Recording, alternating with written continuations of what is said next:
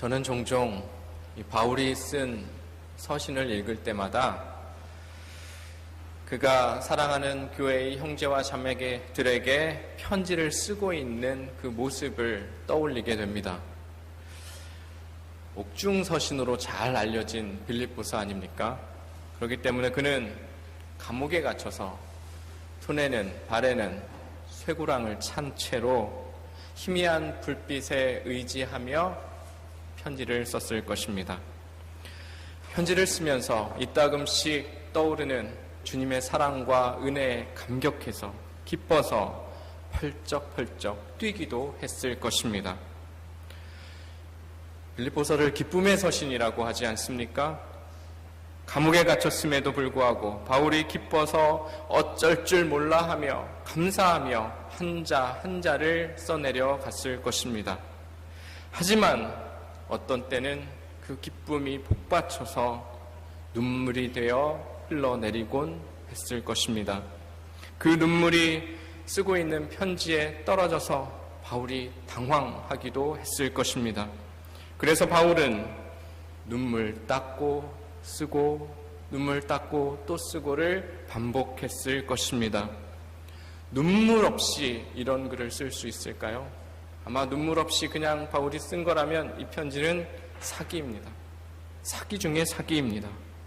그렇게 바울은 깊은 감동과 감격 속에서 사랑하는 형제와 자매들에게 이 편지를 한자 한자 써내려가고 있습니다. 13절에 특히 이렇게 고백을 합니다. 내게 능력 주시는 자 안에서 내가 모든 것을 할 수 있느니라. 여러분 잘 아시는 말씀입니다. 믿는 사람들에게 힘과 위로가 되는 말씀으로도 여러분 많이 접하셨을 말씀입니다.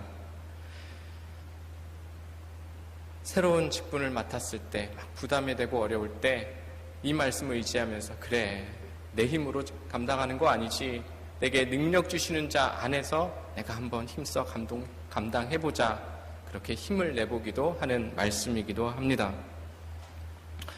빌사일삼이라는 음반도 이 본문을 근거로 해서 나오기도 했고요.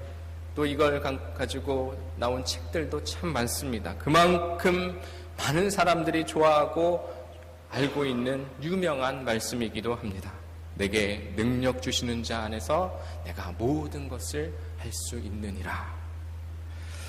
그러나 가만히 이 말씀을 잘 따져보면 이것이 단순히 예수 그리스도의 능력을 힘입어서 내가 행하기만 하면 다 이룰 수 있다라는 뜻이 아니라는 것을 알게 됩니다.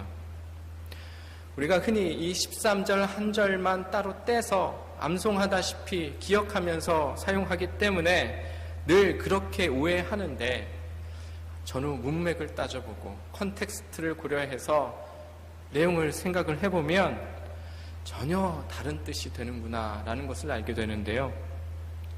사도 바울이 고백한 대로 여러분 이 말씀이 내게 능력 주시는 자 안에서 내가 모든 것을 할 수 있다는 말을 내가 무슨 일이든지 예수의 능력을 힘입어서 감당하면 다 할 수 있다 라고 해석을 하면 여러분 사도 바울은 정말 못하는 게 없는 사람이어야 됩니다. 불가능이 없는 사람이어야 됩니다. 그러나 그렇습니까? 사도 바울이 그랬습니까? 지금 사도 바울이 어디에 있어요? 감옥에 있습니다. 감옥에 꼼짝도 못하고 있으면서 뭐든지 다 할 수 있다? 이건 말이 안 되지 않습니까? 오히려 바울은 복음의 사명을 감당하지 못한 채 어두운 감옥에 갇혀서 꼼짝 못하고 마치 실패한 사명자처럼 초라한 모습입니다. 그뿐만이 아니죠. 사도 바울은 이전에는 정말 탄탄델로를 달려왔고 정말 누가 봐도 장래가 촉망받는 유망한 청년이었음에도 불구하고 예수님을 만나면서부터 그는 고난당하기 시작합니다. 시련을 맞게 됩니다. 예수님을 만나면서부터 죽을 고비를 몇 번을 넘기게 됩니다. 이것이 주님의 능력을 힘입으면 뭐든지 다 할 수 있다, 다 된다 라고 고백을 하는 사람의 상황입니까? 그런 사람의 모습입니까? 아니지 않습니까? 그러면 이게 무슨 뜻입니까? 여러분, 우리가 평생을 웃기만 하면서 살면 좋겠는데 울 때가 있고요. 평생을 춤추면서 살면 좋겠는데 슬퍼 애통하는 때도 있습니다. 그리고 이와 같은 삶의 모습은 누구에게나 예외가 없습니다. 성공할 때가 있으면 실패할 때가 있고, 일어설 때가 있으면 넘어질 때가 있습니다. 그리고 그러한 삶은 믿는 사람이나 믿지 않는 사람에게나 다 똑같습니다. 여러분, 믿는 사람은 성공만 해야 되겠고 믿지 않는 사람은 실패만 해야 되겠는데 그렇습니까? 우리의 삶을 보면 꼭 그렇지 않습니다. 열심히 잘 믿는 사람도 실패할 때가 있고요. 하나님과 전혀 상관없이 마음껏 사는 사람임에도 불구하고 성공하는 모습도 보지 않습니까? 그러므로 단편적으로 단순히 그 순간에 성공하느냐 실패하느냐를 가지고 그 사람의 믿음과 하나님과의 거리를 판단할 수 없습니다. 많은 사람들은 안정된 삶의 여건을 위해서 하나님을 믿는다고 하는데, 사실 하나님은 우리의 삶의 안정된 조건과 여건에는 별로 그렇게 관심이 없어 보입니다. 오히려 사이비 종교나 미신적인 종교에서 이런 것들을 앞세우죠. 어려움 없는 삶, 그냥 복된 삶, 정말 많은 성공을 약속하는 사이비 종교들이 얼마나 많습니까? 그러나 하나님께서는 우리에게 약속하시는 것은요, 그저 좋기만 하고 그저 평탄하기만 삶이 아닙니다. 하나님께서 약속하는 것이 무엇입니까? 어려운 삶의 조건도 능히 뛰어넘어 그것을 극복할 수 있는 능력을 약속하십니다. 우리 기독교 신앙의 의미가 바로 거기에 있습니다.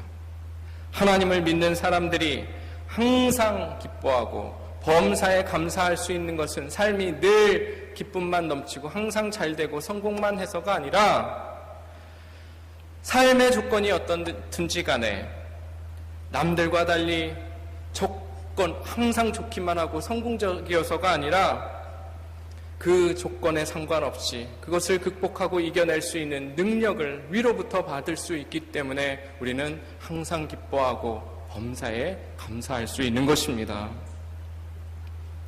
믿는 사람들은 어떠한 삶의 조건 속에서도 능히 그것을 극복하고 이겨내며 다스릴 수 있는 능력을 가질 수 있기 때문에, 하나님이 그것을 약속하시기 때문입니다. 그래서 항상 기뻐하고 범사에 감사할 수 있습니다. 그런데 그 능력이 없으면 반대죠. 믿는데도 불구하고, 교회 옴에도 불구하고 항상 찡그리고 범사에 짜증내는 사람들은 그런 능력이 없는 거죠. 훈련이 안 된 거죠.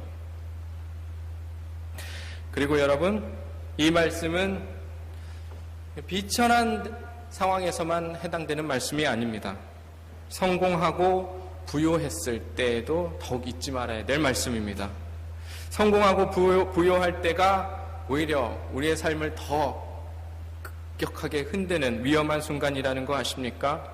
그래서 우리는 잘 나갈 때도, 잘 나가시는 분들도 계시죠? 잘 나갈 때에도 주님께서 붙들어 주시는 능력이 필요합니다. 성공과 부요함 속에 있는 하나님의 뜻을 발견하지 못하고 깨닫지 못한다면 우리는 부유한 사람은 될 수 있지만 부유한 데 처할 수 있는 사람은 될 수 없습니다. 부유한 데 처할 수 없는 사람은요, 비천한 데 처할 수 없는 사람하고 똑같아서 아무리 잘 나간다고 하더라도 성공한 인생으로, 진정한 성공한 인생이 될 수가 없습니다. 여러분, 지금 형편 어떠세요? 쉽지 않은 분들 많으시죠? 경기 상황이 좋지 않다 보니 심지어는 비천한 분들도 계시죠? 그러나 지금의 비천한 상황을 능히 감당할 믿음의 능력이 준비된다면, 하나님과 함께 그것을 준비해 나간다면 하나님은 그분께서 예비하신 그때에 풍부한 데 청하게도 하실 것이고, 그때에는 더 잘 감당할 수 있게 인도해 주실 줄 믿습니다. 그렇게 할 수만 있다면 오늘의 비천함이 절대 우리를 침몰케 하지 못할 것입니다. 그리고 그 비천함이 우리가 생각하는 것처럼 최악의 상황은 아니며 그곳에서도 바울과 마찬가지로 무엇이든지 자족할 수 있는 길이 있다는 것을 우리가 찾게 될 것이고 발견하게 될 것입니다.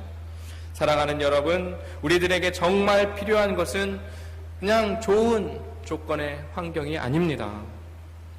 그냥 편안한 땅에서 그저 편탄하게만 살아서야 우리가 남길 수 있는 의미가 무엇이겠습니까? 궁극적으로 가장 중요한 것은 환경이 아니라 우리의 믿음입니다.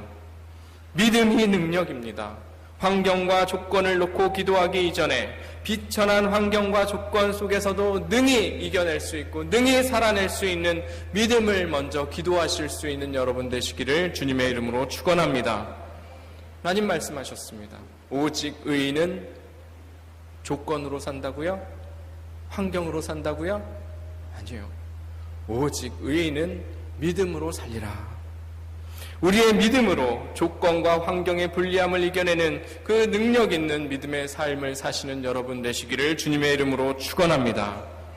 저는 이 말씀이 참 특별합니다. 청년 시절에 저는 이 말씀을 이해하고 나서야, 이 말씀을 깊이 묵상하고 받아들이고 나서야 결혼을 할 수 있었고요. 결혼을 작정할 수가 있었습니다. 결혼은 해야 되겠는데 나이는 작고 결혼을 해야 목사 안수도 준다고 하고 이런 압박감이 있었던 시절이었는데요. 그런데 누구와 결혼을 해야 될지를 모르겠더라고요. 신학생이니까 결혼하는 사람이 사모가 되는 거 아닙니까? 쉽게 막 아무나 결혼을 할 수도 없더라고요. 그래서 제가 좋아하기만 하면 되는 것인지, 그리고 그 사람이 좋아해 주면 또 되는 건지, 아니면 어떤 사모의 비전을 크게 가지고 있는 사람이어야 하는 것인지, 오히려 그런 분들 막 부담스럽고 무섭더라고요. 네, 어쨌든 또 혹은 제가 목회하는데 좋은 배경이 되어줄 집안 조건을 가진 사람이어야 되는 것인지 잘 모르겠더라고요. 참 많이 소개도 받았습니다. 많이 만나봤습니다. 그럼에도 불구하고 어떻게 가닥을 잡아 누구와 결혼을 해야 될지 잘 모르겠었습니다. 그런데 어느 날 청년들과 함께 영성 집회가 있었는데 강사 목사님이 이런 말씀을 하시더라고요. 나는 누구하고 나 살 수 있다. 아무나 옆에 붙여주더라도 그 사람하고 같이 평생을 행복하게 잘 살 수 있다. 지금의 그 사모님이 아니더라도 아무나 붙여놓더라도 나는 행복하게 잘 살 수 있다. 그런 말씀을 하시더라고요. 사모님이 만약 들었다면 참 섭섭할 얘기겠죠. 그런 말씀하고 다니시는데도 집에서 밥은 얻어 드시고 계실지 그런 염려도 들었는데요. 그 목사님의 그 말씀이 가슴에 남더라고요. 그리고 자꾸 묵상이 되더라고요. 여러분 어떠십니까? 이해가 되십니까? 받아들여지십니까? 결혼한 지 오래 되시는 분들은 그러실 수도 있겠죠. 아무나 데려놔도 그 인간보다는 낫겠지. 그런 생각 드실 수도 있습니다. 그런데 이제 막 결혼을 해야 되는 젊은이라면 이게 쉽지가 않습니다. 우리 청년들 그럴 수 있겠습니까? 아무나 옆에다 갖다 놓고 결혼해, 평생 살아 하면 할 수 있겠습니까? 네, 고개를 설레설레 흔드는데 저도 마찬가지였습니다. 싫은 사람하고는 못 살겠더라고요. 차라리 아프리카에서 선교하다가 순교할래, 옆에 그 사람하고 아무나 하고 살래 하면 차라리 순교하는 게 낫겠더라고요. 그러니까 그것을 묵상하면서 신기하게도 마음이 잘 정리가 됐습니다. 내가 사랑하고 내가 신뢰할 수 있는 사람이라면 어떤 조건과 환경이라도 함께 두 손 잡고 함께 기도하며 살아갈 수 있는 사람이라면 그 사람과 함께 할 수 있겠다. 그런 사람이면 되겠다. 함께 살면서 행여 비천에 처하더라도 또 함께 부한데 처하더라도 함께 자족할 수 있는 사람이라면 그 사람이면 되겠구나. 그 사람하고 결혼할 수 있겠구나. 아무하고나 살 수 있겠다라고 하시는 그런 분도 계신데 내가 이 정도 선택할 수 있다는 것으로도 참 감사하게 느껴졌습니다. 그렇게 생각이 정리가 되니까 누구와 결혼해야 될지 보이더라고요. 그게 누굽니까? 지금 제가 함께 살고 있는 그 사람입니다. 10년이 흐른 지금도 저는 그때의 생각과 그때의 결정을 감사하고 있습니다. 앞으로도 평생 조건을 뛰어넘는 그 믿음을 갖기 위해 아내와 함께 기도하면서 자족하면서 살려고 합니다. 나에게 허락하신 배우자가 어떻든지 간에 혹 그에게 부족함이 있더라도 같이 손잡고 기도하면서 살면 어떤 형태로든 하나님께서 길을 열어주시지 않겠습니까? 능력을 부어주셔서 극복할 수 있지 하게 해주시지 않겠습니까? 상대방에게도 같은 마음으로 함께 한다면 그것처럼 아름다운 인연이 어디 있겠습니까? 오늘 본문 말씀은 그런 면에 있어서는 참 도전이 되는 말씀입니다. 여러분, 우리가 이 마음 가지고 함께 살아갔으면 좋겠습니다. 어떤 조건이 주어지더라도, 환경이 어떻게 주어지더라도 그것을 전부로 여기지 않고 믿음으로 감당하며 싸워나가는 것, 그런 사람이야말로 하나님께서 원하시는 사람이고 하나님께서 사용하기를 원하시는 사람 아니겠습니까? 조건과 환경 바라보고 그것에 눈치 보며 머리로 계산 먼저 하는 사람 하나님이 쓰시겠습니까? 바울의 고백, 내가 풍부한 데 처한 줄 알고 비천한 데 처할 줄 안다라는 그런 고백의 의미가 바로 거기에 있습니다. 여러분들 중에 만일 하나님을 안정된 삶의 조건 때문에 믿으신 분 계시다면 여러분 잘못 생각하셨습니다. 성공하는데, 내가 잘 사는데 조금이라도 도움이 될까 해서 예수님 믿으셨다면, 돈 많이 벌 것 같아서 예수님 믿으셨다면 아주 틀린 말은 아닙니다. 복 주시는 분 하나님이시니까, 그런 하나님이시니까 틀린 말은 아니죠. 그러나 그것이 전부인 줄 알았다면 그것은 잘못하신 것입니다. 안정된 삶의 조건들이 흔들리게 될 때 여러분의 하나님을 향한 믿음도 같이 흔들리게 될 것이기 때문입니다. 저와 여러분이 바울과 같이 하나님을 믿는 믿음을 어떠한 삶의 여건과 환경 속에서도 굴하지 아니하고 그것을 감당해내는 삶의 능력을 얻는 데 먼저 마음을 두시고 기도하실 수 있기를 주님의 이름으로 축원합니다. 그럴 때 비로소 저와 여러분은 기독교 신앙의 진정한 의미와 가치와 능력을 깨닫고 경험하게 될 것이며 그 능력으로 진정 삶을 살아가게 될 것입니다.